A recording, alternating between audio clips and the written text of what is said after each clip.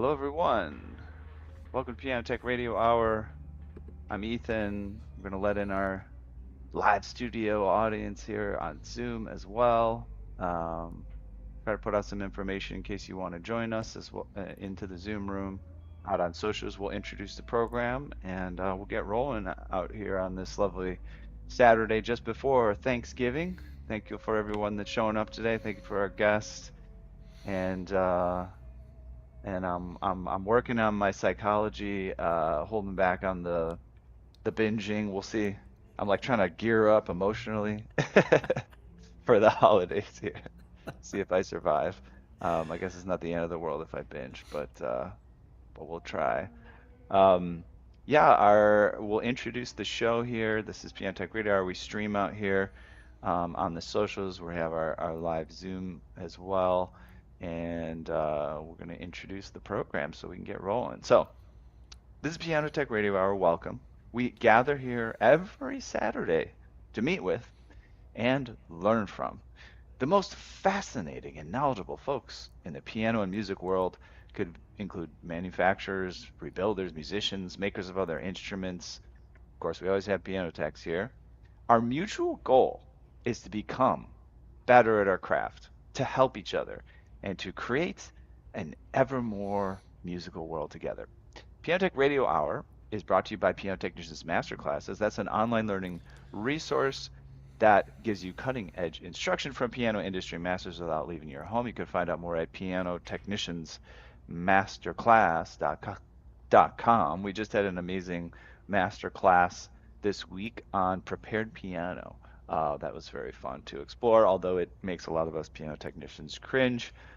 We had a wonderful classical pianist give us an overview of all of the opportunities there to ruin a piano by throwing screws and, you know, uh, even bicycle chains inside. So that was fun. If you want that kind of sadistic torture as a piano technician, check out the masterclass recording. Um, you can subscribe, by the way, to this show, the radio hour at $16 a month. That gives you direct access to each week's private Zoom call, as well as all the archival recordings of well over 200 episodes in our member area. You can join using the link bit.ly/join PTRH. We always like to plug the audio only version of the show, which is a podcast at pianotechradio.com. And we also have a Substack, and you can just search for us on Substack and find that. Get some tidbits on our masterclass content. Go a little bit deeper on that stuff. You can find us on the socials, LinkedIn, Instagram, Facebook, Twitter, and subscribe to our email list when you visit the website. You'll get these updates on these shows and be able to participate and get more deeply involved. Without further ado, I would like to introduce today's esteemed guest. Some musicians shape their craft, others shape the way people learn it. Here we welcome Dr. Bob Lawrence, an educator whose life in jazz spans from Dixieland beginnings to Rock Island, Illinois, to the storied halls of University of North Texas, and ultimately founding the Dallas School of Music and Jazz Piano Skills. His path reflects a rare blend of tradition, curiosity, and lifelong dedication to helping players at every level unlock their musicianship. He grew up surrounded by music and early influences like Bix Beiderbecke. After earning his bachelor's at St. Ambrose, he continued his journey at UNT, studying under revered jazz educators Dan Haerle, Rich Matteson, and Jack Peterson. His doctoral work under Dr. Hildegard Froehlich shaped his philosophy on community-based music education, insights that continue to guide his 3 decades long leading in the Dallas School of Music. Through JazzPianoSkills, his podcast, courses, and online classes now support learners worldwide. Dr. Bob Lawrence, welcome to Piano Tech Radio Hour. Man, Ethan, so happy to be here, man. I hope I can live up to the introduction, man. Already have. I'm excited. I'm excited to be here and share whatever I can. Wonderful. Well, you're sitting at your keyboard today, so yeah, maybe there'll be some musical Yeah, interjections. yeah, And so sure. if anybody has any requests, of course, Right. Maybe Dr. Bob will take requests. We'll see. Um, but I always like to launch the conversation by getting the foundation. We got a little bit of it in your bio there that you grew up in Illinois. But what were your earliest exposures to music, and when did you realize this was going to be play a central role in your life? Young, actually. I grew up in, my family was very musical. My parents played, my siblings played. So I grew up thinking everybody in the world played. I didn't realize that, no, that's not the case. So, but I started as a young boy playing drums, started as a drummer, and quickly got interested in jazz just simply because my parents were always playing jazz in the house. They'd always have, you know, all the jazz greats on, Duke Ellington, Count Basie, the early, the big bands, Woody Herman, you name it, always playing. Piano players like Oscar Peterson and Errol Gardner and so forth. So I kind of just grew up hearing that. So quickly got into jazz and started playing drums in local jazz groups, and then played behind some phenomenal jazz pianists, and realized as I was playing drums, I was playing the wrong instrument. I really wanted to play the piano. Hmm. So then started studying jazz piano, which led to deciding to major in music in college, and did my undergraduate. Really, my undergraduate degree is in classical piano performance, and then it's when I went to the University of North Texas to do my master's and doctorate. Went there specifically to study jazz, so Hmm. got my master's in jazz studies, and then stayed on board to do a jazz studies doctorate with emphasis, a music education doctorate with an emphasis in jazz studies. Hmm. So yeah, very early, Ethan. Very early on. I mean, I've done music my whole life, so I don't know anything else, man. So it's just what I do. Wonderful. Tell us about the Dallas School of Music. What's the setup there? Well, it's a community music education facility. We serve and teach students of all ages, from children as young as 4 and 5 years of age to folks literally 90 years of age, and everything in between. We have faculty, that teach orchestral strings, brass, woodwinds, of course, piano and guitar and rhythm section instruments as well, all the mainstream instruments. And it's private instruction, one-on-one instruction, serving the Dallas-Fort Worth area. And it's private instruction, like I said, for children, young children, as well as seniors, and in all areas of music, not just traditional lessons, but we have folks studying jazz here as well, voice, everything from country music to pop music to you name it. And it started back in 1992 is when the doors officially opened, and it was literally, the school was was was a result of my dissertation, my doctoral studies at the University of North Texas, which was an emphasis on community music education, realizing there was a huge void at that time, that if somebody wanted to go study music, especially an adult learner, if an adult learner wanted to go study music, where would they go? Their choices were to go to like a university, but if they didn't want to get a degree, but they wanted that kind of instruction, where would they go? And in the Dallas area at that time, there was nowhere to go. And so my studies, my dissertation, and studying the community education led to me starting the Dallas School of Music back in 1992. So that's what we How have do. things changed over the years? So it's been Oh, quite a long time. I mean, and we know that things have changed, right? yeah, But yeah, I'm curious if there's any sort of lessons to draw from how things changed, or just some surprise, what specifically was a surprise or a challenge, what places you excelled, because, yeah, surviving as a community music program for that many years, it takes resilience and yeah, adaptation. Tell me a yeah. little bit about the evolution there. Oh, huge, because when we started, Ethan, when we started back in 1992, no internet, zero. It was not commonplace at all, right? Hmm. And so it so we went from no internet to internet, the old dial-up with the, you know, to inter-office email, which we thought was crazy at the time. I remember there was an organization that came and pitched inter-office email. We didn't know what email was.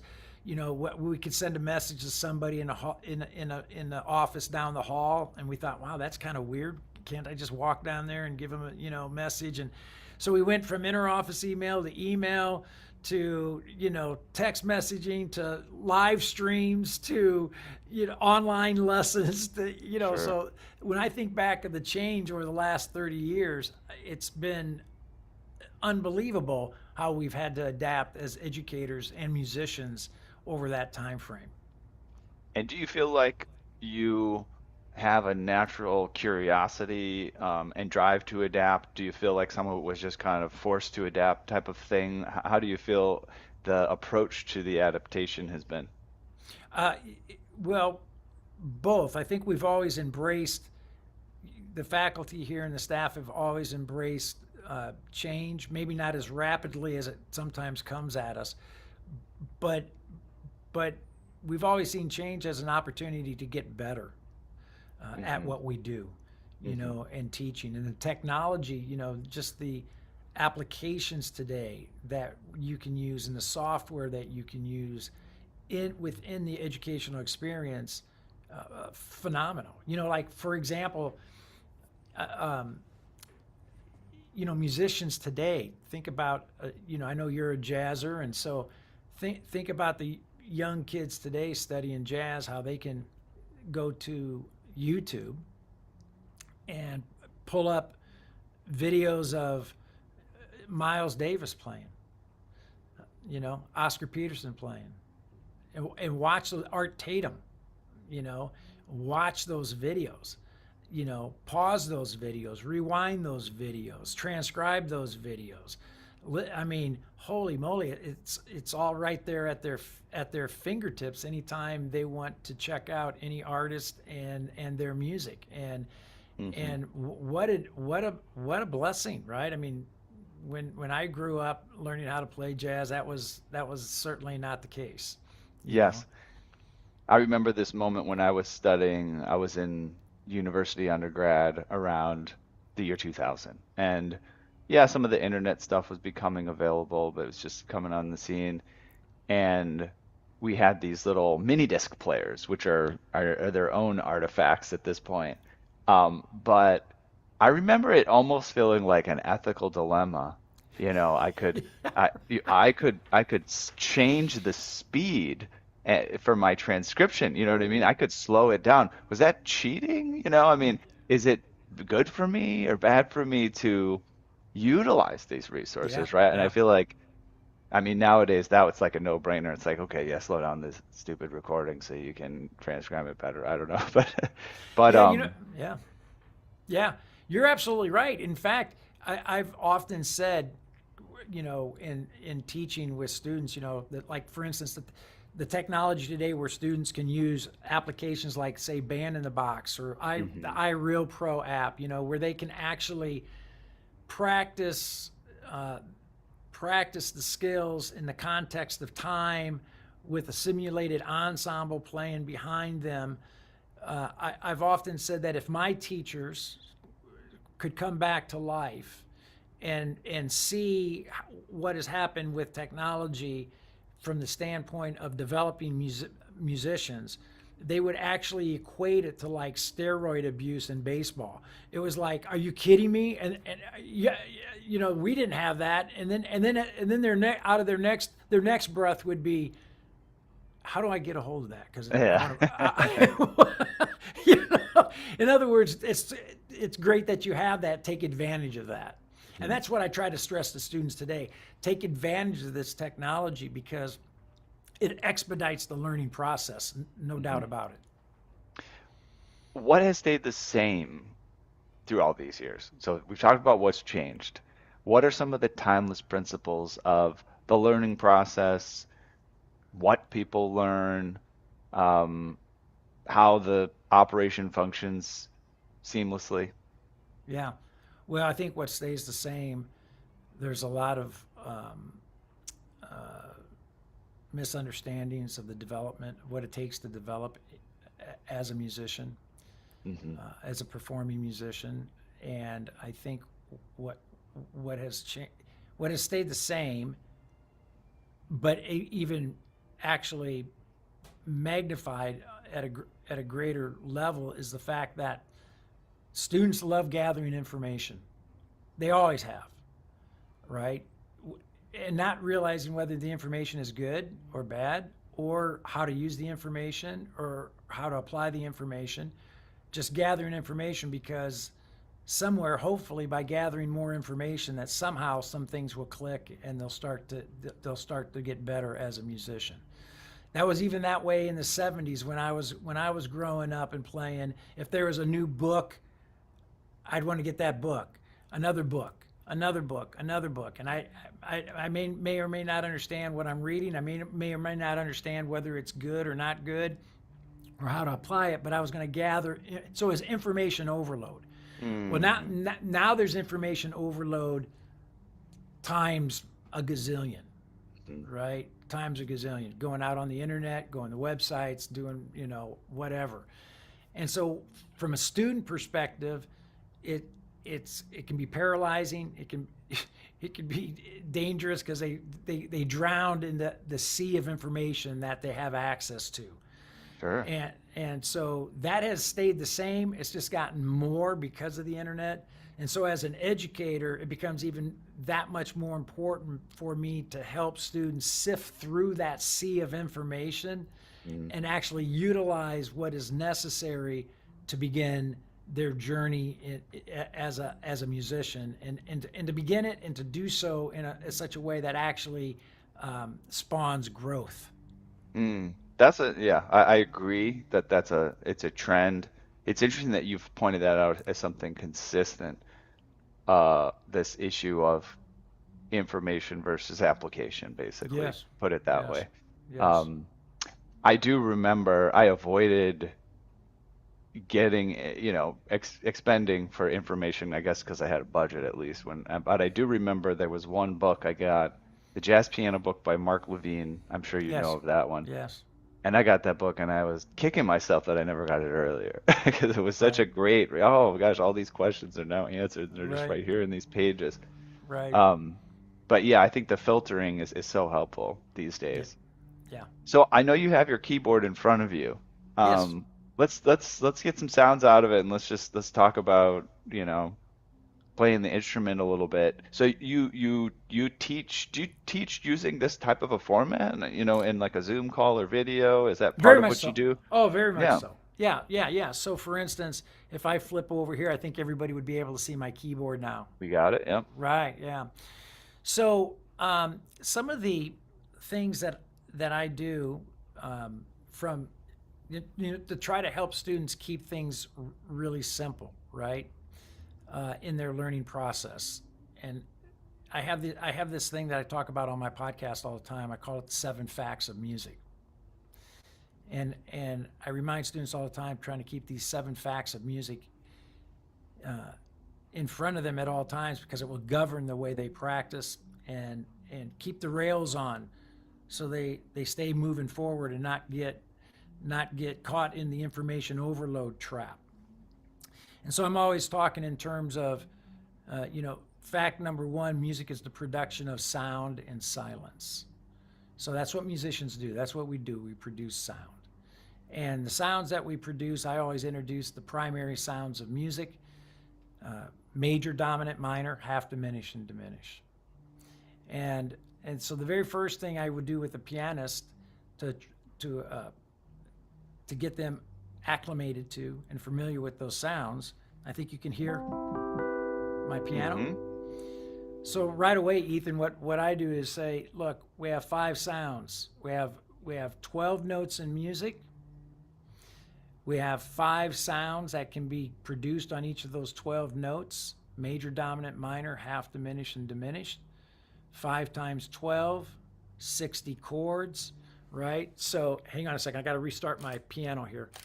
Mm-hmm. So we got 12 notes. We got 5 sounds. So on that C, we can produce a major, dominant, minor, half, diminished, and diminished. that C sharp or D flat, major, dominant, minor, half diminished, diminish, and so forth, right? So Mm-hmm. things that we do right away from the beginning is I go to 4-note blocks, right? Major 7, dominant 7, minor 7, lower the 5th, half diminished 7, diminished 7. They're done. They have to go to the next note, Mm-hmm. produce the same thing. And they go through the formula: 1 3 5 7, 1 3 5 flat 7, 1 flat 3 5 flat 7, 1 flat 3 flat 5 7, and then double flat 7 for the diminished. I always start with the 4-note block chords because we have to get the dominant sound in there. There's not a dominant triad, so we have to get the dominant sound in. So one of the very first things I do is teach students these 5 primary sounds for each of the 12 notes, so they end up with 60 chords. That's producing those sounds harmonically. We have to produce those sounds now melodically as well. And another musical fact is when sound is produced melodically, we're playing scales or we're playing arpeggios. So the idea is I have a C major sound. I'm going to make that a melody, right? Solid liquid relationship like ice and water, right? And they have to do the same thing here. Minor, half diminish. So now they've produced the sound harmonically in their left hand. They're producing the sound melodically in their right hand. And then we do scales. But we only go, we don't, this, you'll find this interesting as a jazzer. We don't play scales from root to root because we want the ears to be actively engaged. And I tell students all the time, when you play scales root to root, here's what your ears hear.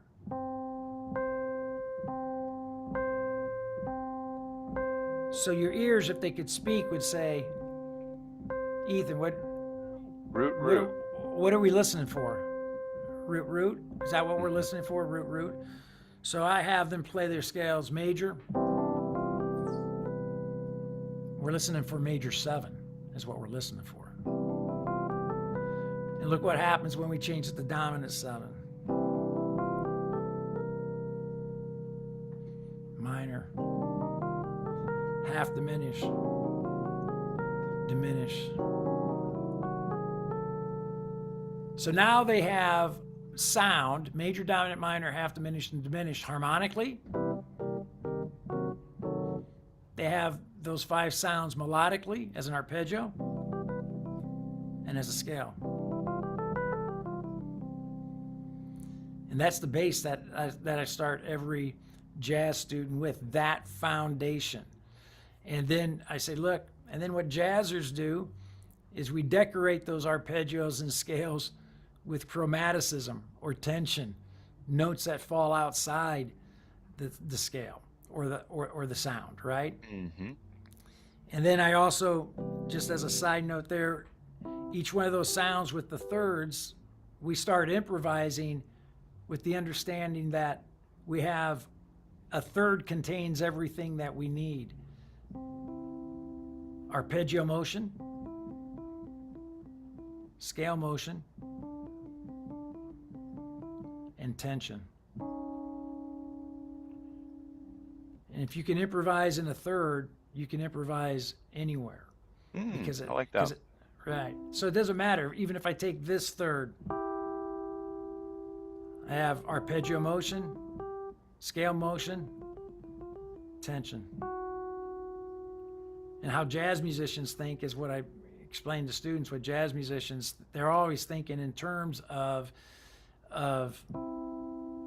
arpeggio, scale, tension. So in other words, all 12 notes work. It's just a matter of how you framed them, right? So no books involved at this point in the teaching process, because I'm trying to teach musical facts that we don't need stacks of books to learn those musical facts, you know. How And much time do you typically spend kind of on that much, right? You could go through it. Of course, with me, I'm like, yep, I get it all. I could repeat that lesson for somebody else at this point. But I can imagine you have some beginner students where they get it real quick for some reason. Some, I guess, I mean, I could see somebody spending weeks on that, especially if you're only meeting once a week.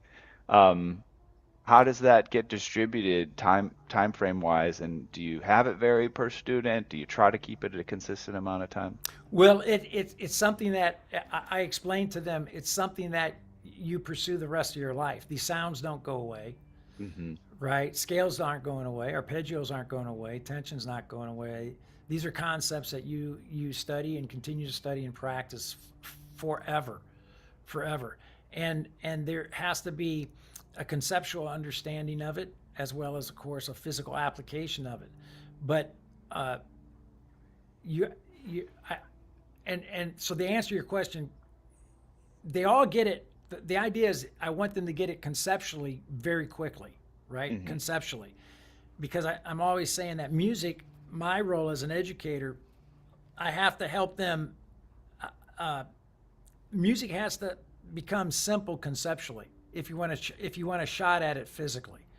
If if it's complicated conceptually, you're not you're it's there's you stand no chance physically. It's you're swimming upstream.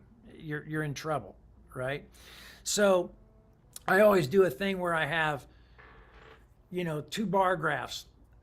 Like, let's say this bar graph represents your conceptual understanding of music. And so what I just explained to you, I can explain that to a beginning student on their first lesson, and their conceptual understanding goes right away. They go, man, I get this. This makes sense, right? Of course, their physical understanding is here, right? So I tell them, I go, now, this is important for you to realize that for the rest of your life, these two bar graphs are going to move like this for the rest of your life. Forever.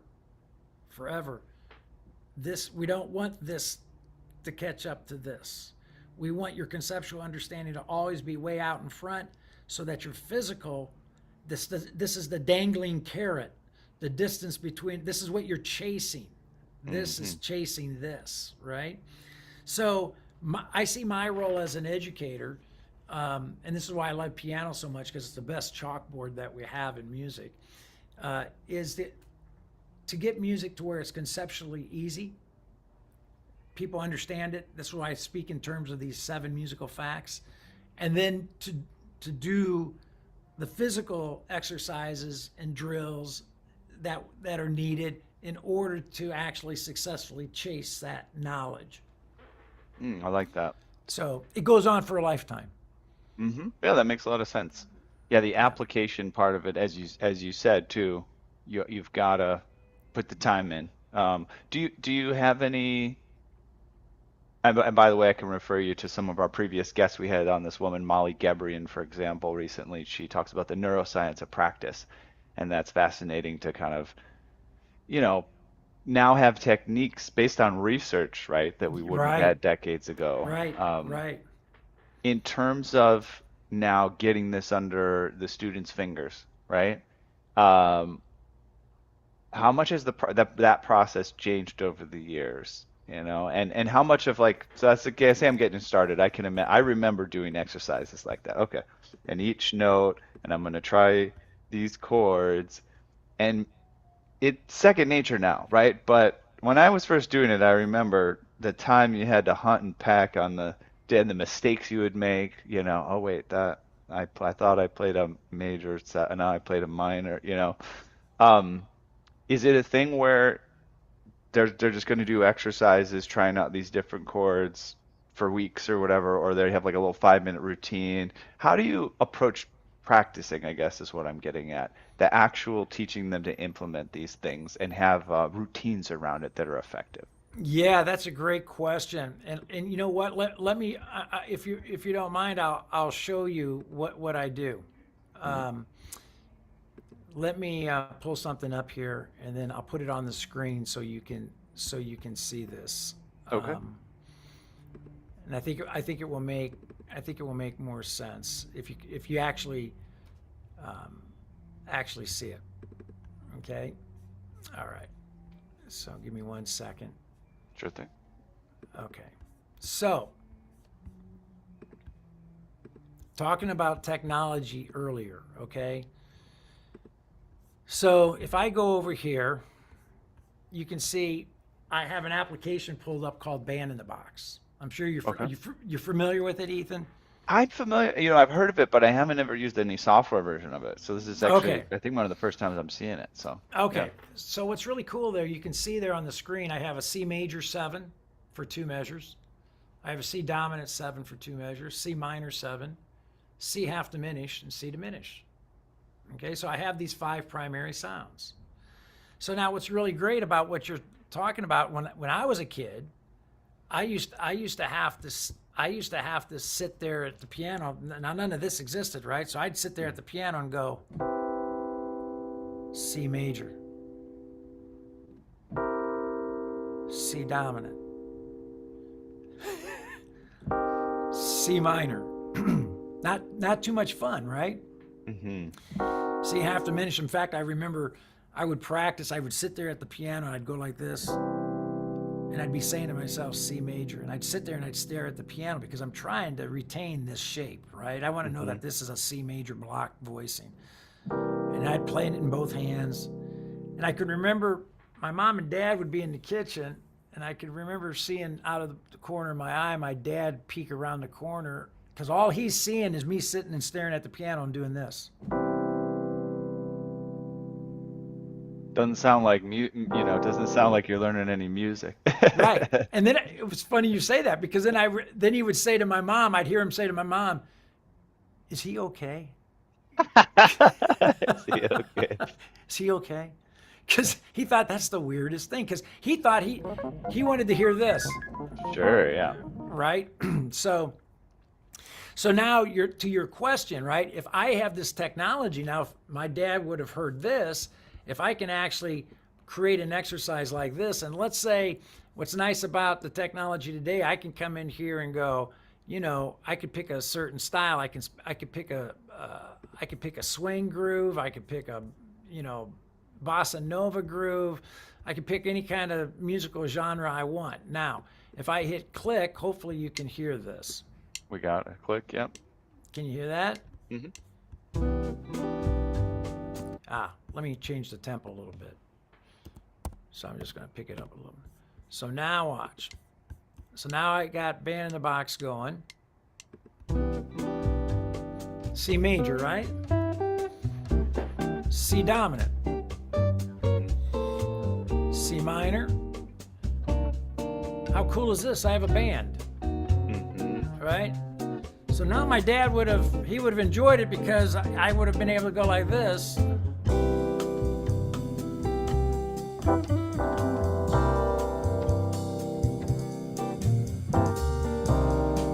Wow.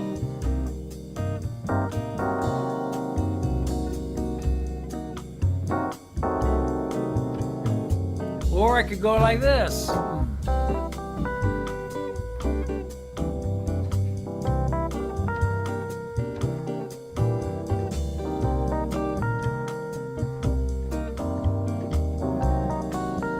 I'm hearing all those sounds. Or Ethan, I could do this.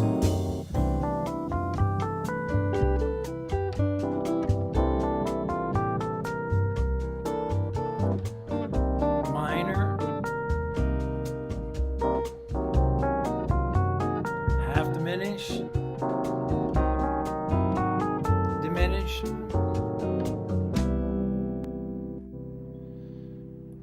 And then go on to my next key.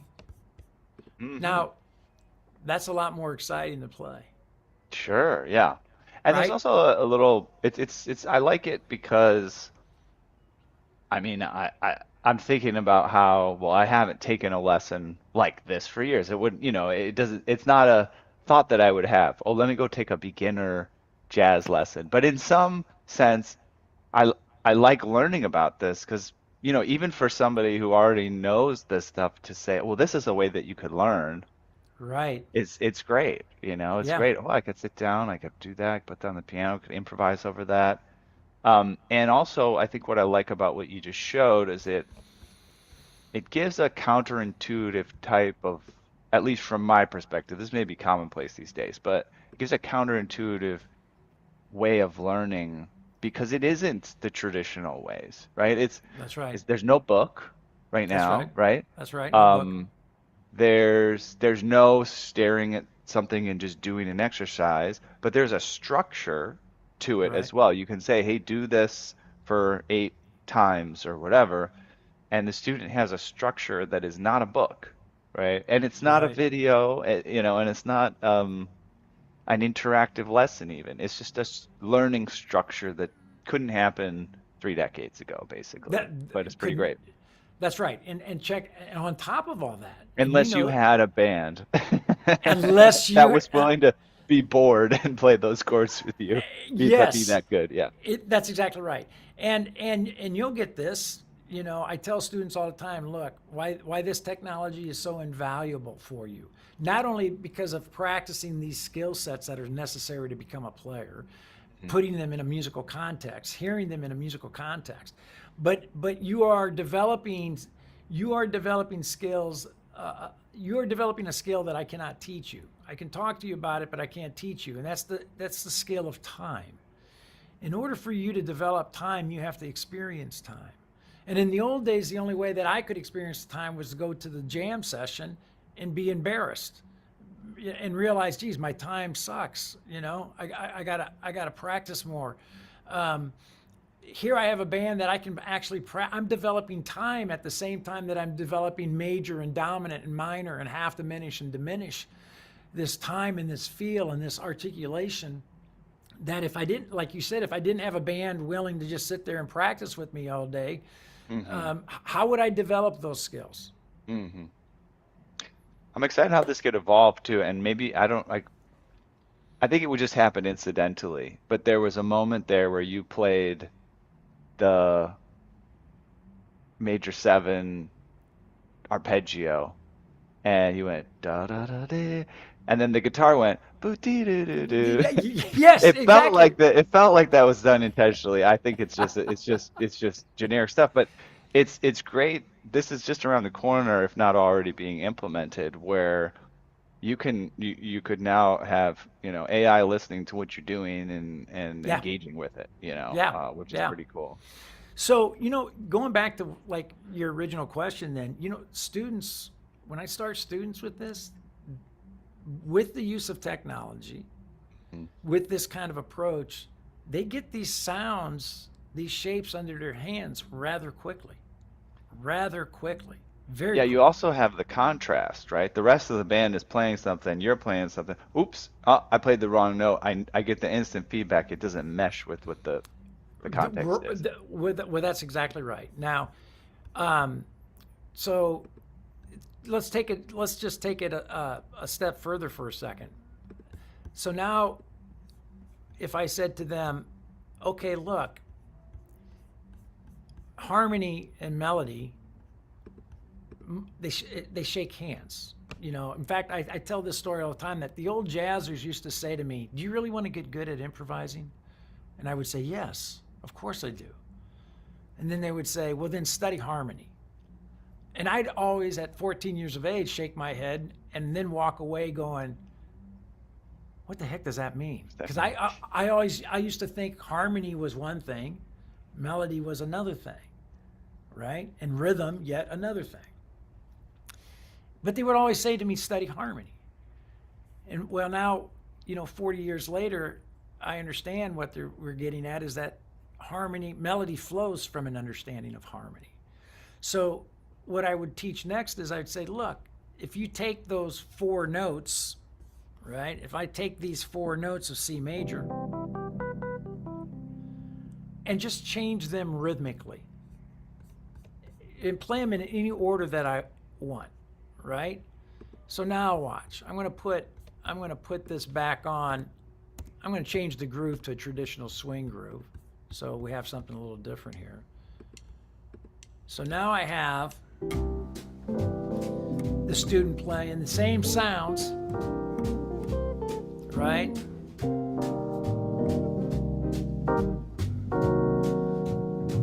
way, but now I demonstrate for them. I want them to improvise using those 4 notes.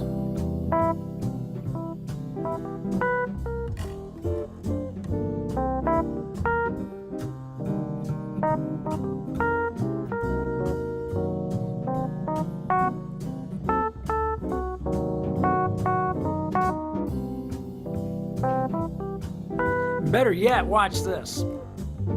Watch this. Let's just keep it on C major instead of trying to improvise through all of it. So what I want to model for them is this. It's just, the band's just staying on C major.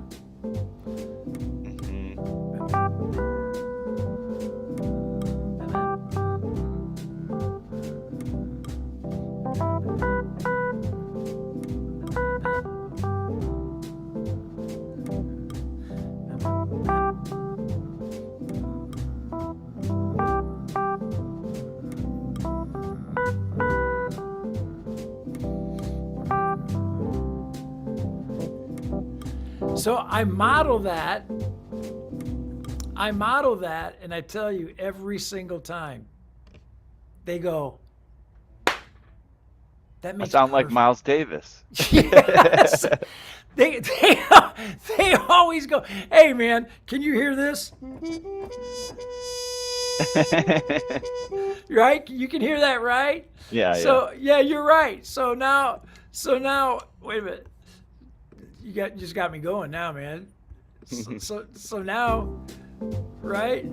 Same thing.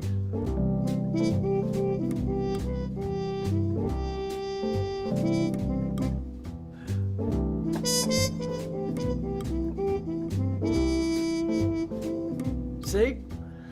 So every one of them go, wow, they get it. They see how melody is flowing from harmony. Mm-hmm.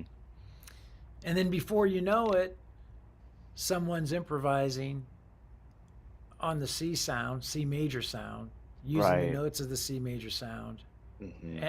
And guess what? They're hooked for life, man. They're music students for life, playing the piano for life, and calling piano tuners for life. Nice transition. Yeah, actually, I did want to talk about that topic, so that I'm glad you just mentioned. I wanted to just cover this. We talked about this a little bit before. So you do have an acoustic. We're using the electronic piano. Yeah, right. You know, this has affected the tuning industry as well, right? We have our electronic tuning devices, and that had its own controversy when those came on the scene. Now they're embedded, and almost everybody uses them. Yeah. So these technology things come onto the scene, and they help. But in the case of the piano, you've got your acoustic piano there. We can see it right there in the background. And would love to have your thoughts on the value of the acoustic piano. You know, that you see it these days, given that, you know, the electric piano has all these benefits. Yeah. Well, it's the best. It's the king. And my students play there, and I Hmm. play here. Okay. Yeah, so I'll play with them, and I'll purposely have mine on a digital piano sound while they're on an acoustic. So there's a differentiation Hmm. between the two of us. So there's a difference, right? But there's no replacing the piano. There's absolutely no replacing the piano. And for learning on, I guess I'm an old soul when it comes to that. I want them playing on a real instrument, and I'm wanting them to experience what, feeling the hammers, hearing the strings, right? Feeling the sound that comes from the instrument, and I explained to them that they're two different instruments. A digital piano is not trying to be a piano. It's a totally different instrument. But with regards to your question, I always choose the acoustic piano for them to learn on. And what's been your experience? Like, I mean, again, it's been decades here, just keeping up with them and caring for them, because it's a responsibility, right? I don't know if you've, changed your approach over the years. You've acquired instruments, gotten rid of instruments, dealt with different, technicians that you use, and We do. We have a regular. We have schedules. a Yeah, we have a technician that comes basically quarterly and tunes instruments and touches those up, making sure they're working in fine condition and always in tune for the students. Yes. How have you had most success with acquiring instruments? Have you just kind of had the same ones throughout the years and they've lasted? Have you kind of reset your Yeah, we resources? in most of the studios we have the studio, the Yamaha P22 uh, instrument that we use in Hmm. the studios, and have had them for years now. They're Okay. they're workhorses and they sound great. Yes, absolutely. Yeah. Um, yeah, that's great. I mean, it's always great to have people that appreciate that and sharing that with the next generation. And I do think um, there are obstacles with the digital instruments to feeling that connection, right? Yeah. You have these learning tools that you can use it for, but when it comes down to getting the real connection, the real soul, the real sound, it's it's the it's the acoustic instrument. No Um, doubt. going back to the resources here that are available, I actually have not used like I said, Band in the Box software. I've heard of it. Yes. From what I know, remember, it was like a CD you bought, and then now you can change the chords on the spot. And when I was Yes. aware of it, it was Right. a CD. It already had Autumn Leaves on the one CD. You couldn't Yeah. rearrange the measures. Right. So is this kind of almost like a requirement that they install this on the piano on a computer at home and have a digital keyboard so they can interface? Is it optional? How does that work when the students learning this with these Yeah. techniques? Well, this technology, whether it's Band in the Box, there's iReal Pro, there's other ones that you can use as well. Most of my students are using it with their acoustic piano. So Okay. they have their tablet or laptop nearby where they can pull up the application. I can send them exercises that I've put together, or they could type in the chord changes. It's you're right. It's very customizable today, to where you could, if I come over here. I mean, this is how easy this is. If I start with a blank screen, right? I can go I'm using my keyboard. I'm C major 7. Oops, hang on a sec. C major 7, A dominant 7, D minor 7, G7. I can type in any exercise, any chord progression I want. I can tell it, Hmm. oh, only play it for 4 measures. I can come in here and pick any kind. There's all kinds of styles that I can choose from, and pick that style. Change the tempo. Uh, so you're right. It's coming. This adaptation that you brought up earlier. Is that this technology is getting so customizable today that I can on the fly create these exercises tailored to each student. They can use it. Then I can text them that exercise or email that to them, and they can use it at home when practicing on their acoustic, and just have their tablet or their laptop nearby. Hmm. So they Yeah. don't, do they need the software or do they just need a recording that you put together with the changes on If it that they they if need? they if they don't have the software, I can send them a recording of the change, You could do that. of the backing track. Okay. Yeah, yeah. Remember the old Jamie? Remember the Jamie Aebersold backing tracks? Yeah. I can generate the same thing and just send it to them, text it to them. Okay. Yeah. Yeah, That's yeah, lovely. yeah. Um, we have about 10 minutes left here. I want to Okay. make sure we address any topics that we didn't that you're excited to share about. Is there anything we haven't talked about today that is on your radar, part of your life that you want to spread the word about? No, I mean, just it's a thrill to be with everyone today, and hopefully us kind of geeking out on jazz education and jazz pianos. Hopefully that's been of some benefit. So, um, Yeah, no, I'm particularly intrigued by the methodologies. Like I said, it's easy when you're focused, when you already know you're not teaching, but you already know these things, to not realize the kind of approaches and resources that are available. And to be honest, you know, Bob, even though these things are available and you're using them and maybe people in your circles are using them, I mean, I talk to people who teach music all the time. Nobody's showed me this, right? Yeah, yeah, yeah, So I yeah, really appreciate the folks that are yeah. pushing the envelope, put it that. I'm sure there's more ways you could push the envelope, right? Oh But the yeah. folks that are willing and capable and able to say, hey, you know what, probably a different way to do this that could provide us with different outcomes. Yeah, yeah. I have a different, yeah, go ahead. Well, I was just going to say, yeah, and if for everyone listening, please check out Jazz Piano Skills. That's my podcast. That's my website where a lot of Hmm. this information that I'm sharing today and more, a lot more, is available, of course. And then also the Jazz Piano Skills YouTube channel where I'm putting out this kind of information as well all the time. What's the story behind getting that started? I mean, that's kind of its own brand. Hmm. Um, that's an endeavor to have decide, oh, I'm going to have a YouTube channel that I promote and maintain. Um, when did that come about that that was going to be something you pursued? How intentional was the kind of launch of that versus, oh, I just put up a couple of videos and now it gained some momentum? Yeah, it was completely student driven, quite honestly. I had students started telling me that I needed to do a podcast or I needed to do YouTube. I said, "Man, I don't know how to do any of that. What are you talking about?" You know, and students would say, well, I'll show you.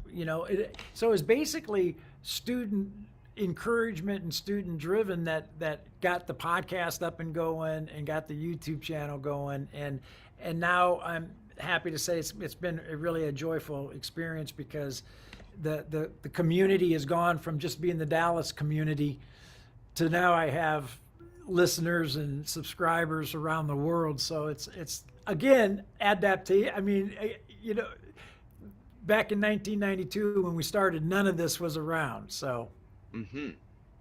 That's actually very interesting and probably it's great that you have that relationship with your students and then you're receptive to that. Um, because there's all sorts of ways that that might not have worked out. There's folks who go. I mean, I know a guy. I'm not going to name him. He's a instrument repair guy. I'll just say, right? mhm. And he's got a business running that business, and he does rentals of instruments. He uses a credit card machine. It does monthly charges where you have to punch the number. You have to keep the numbers in a flip book and it's the 20th. Let's all sit down. We'll turn the page of the book. Oops, I put the number in wrong. We gotta cancel that. And I try to get the guy to use Stripe, and but and if you can make it automatically recurring, Yeah, and right. we got Stripe going for a month or two. He said, I can't do it. I gotta go back. Gotta go back to the other one. Right. Yeah, Okay. yeah, it But happens. yeah, so but yeah, good on you for number one, having that relationship with your students, Oh, thank that they're you. bringing these things up. You can sort of be the, have the humility to say, I don't know about a podcast, but if you show me, and this is really cool too, because it makes the learning relationship Oh, less hierarchical too, right? yeah. Oh, Ethan, I'm telling you, man, it's been amazing because sometimes I'm wondering who's the teacher and who's the student. Yeah, yeah. you know, and they keep me young, man. They keep me wanting to keep advancing and learning how to bring in this technology and use it in such a way that's beneficial Yeah, for everyone. wonderful. Yeah. Yeah, I've launched a new podcast and it's more focused on education, future Oh, good. education podcast. Excellent. Excellent. Um, and I just interviewed this fellow. I just posted it, and he worked with DARPA, the Department of Defense, and NATO on Wow. military training. And the short end of it there is it's the same principles, right? And this was decades ago when they were like, we got a battalion of tanks, and we need to make sure these guys don't die and that they achieve the mission, right? And they had the Right. textbooks getting dusty on the shelves, and their commander said, "Well, I got to fix this because the textbooks are sitting there and we're not getting better. What are we going to do?" And that's when they first started creating what's called SimNet, which is basically immersive game type Oh environments wow. where Yeah, they yeah, go yeah, in like yeah. a tank Yeah. simulator, Yeah. and the net side of it is they created a network of multiple military simulators where then they could work together and be on the same Yeah. Yeah. and then on top of that they gamified it. Not just Yeah. simulated it, but gamified it. What were you gonna say? Well, that's interesting, Ethan, that you're using that word simulator because I've actually have described like band in the box to students, going like this is like an ensemble simulator. It's like Mm-hmm. it actually places you in the context of a musical setting, Mm-hmm. so you can experience that in the confines of your home without going to the jam session and having something not go so well. Right, right, yeah. So it's the same type of deal. Absolutely. Um, and that also the analog there, if you go back and back and back into the foundational moments of jazz, was playing with records. You Yeah. couldn't sort of Yes. practice any changes that you want, but a lot of the great guys, part Yeah. of their process was, they put on that Miles Davis record and I played with the band, that band, that was my That band in the box. And you that's can't do as exactly right. targeted exercises, but you do get good at the vocabulary and the feel and all of those things that One matter. one hundred 100%. Yeah. Yeah. I'll give you a punchline on that. The fascinating punchline on that military training exercises. So the guys were leaving their dusty textbooks on the shelves.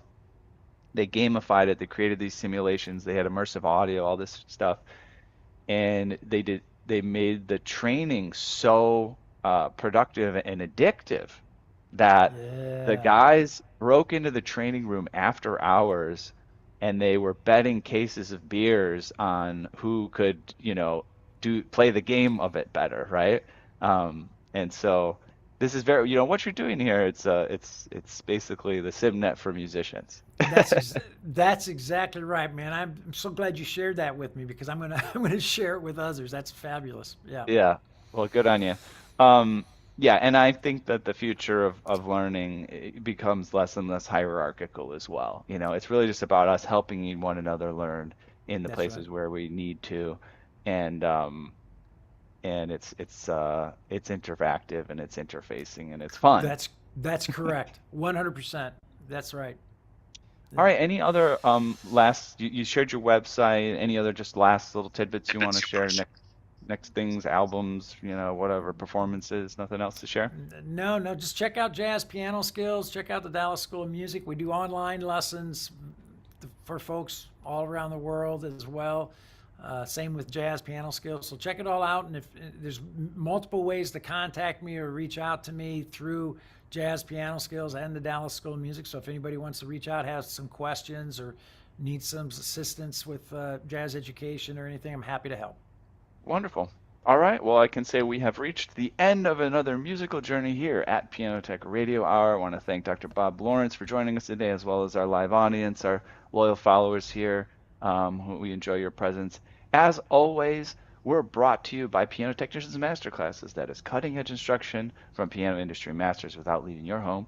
If you joined us today by signing up for this session independently, make your life more convenient. Subscribe to Piano Tech Radio Hour. It's just $16 a month.